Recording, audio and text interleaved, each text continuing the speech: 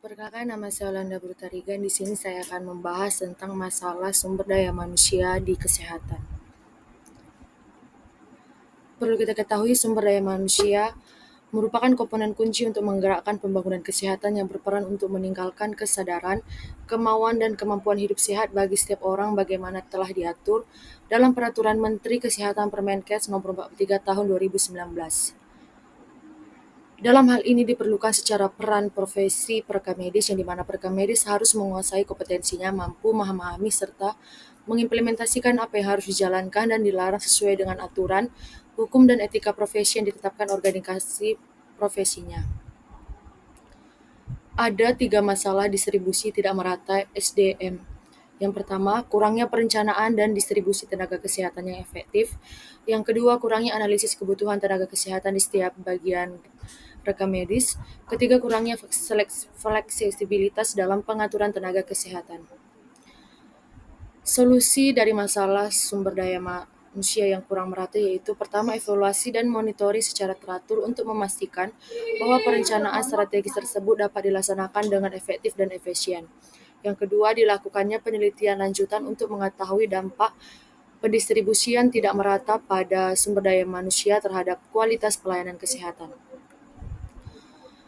Adapun masalah brain drain pada sumber daya manusia kesehatan yaitu merupakan salah satu fenomena yang merujuk pada migrasi intelektual.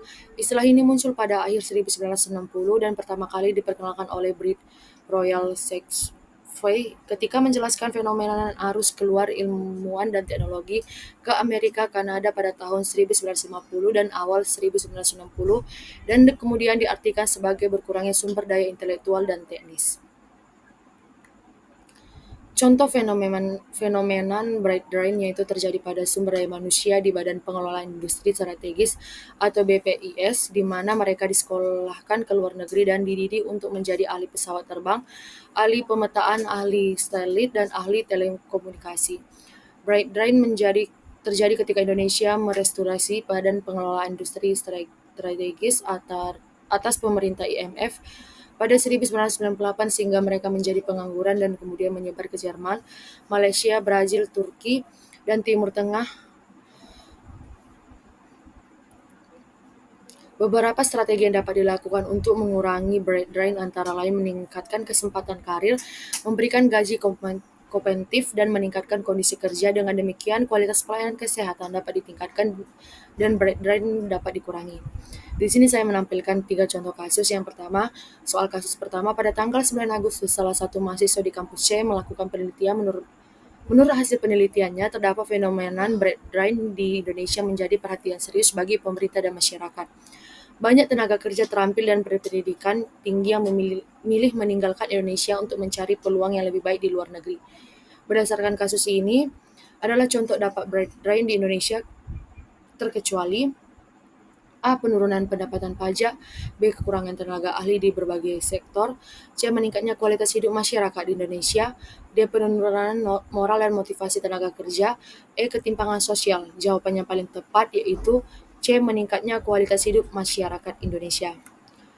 Adapun soal kasus kedua, pada tanggal 18 Agustus, Lina merupakan mahasiswa dari kampus X melakukan penelitian yang dimana hasil penelitiannya Lina menemui bahwa pemerintah Indonesia saat ini sedang mempertimbangkan untuk menawarkan kewarganegaraan ganda kepada mantan warga negara Indonesia yang telah tinggal di luar negeri. Berdasarkan kasus ini, tujuan kebijakan ini adalah A. Meningkatkan jumlah penduduk Indonesia, B. Mengurangi jumlah tenaga kerja asing di Indonesia, C. Menarik kembali individu-individu yang sangat terampil ke tanah air, D. Meningkatkan pendapatan pajak, E. Mengurangi kemacetan di kota. Jawaban yang paling tepat adalah C. Menarik kembali individu-individu yang sangat terampil ke tanah air.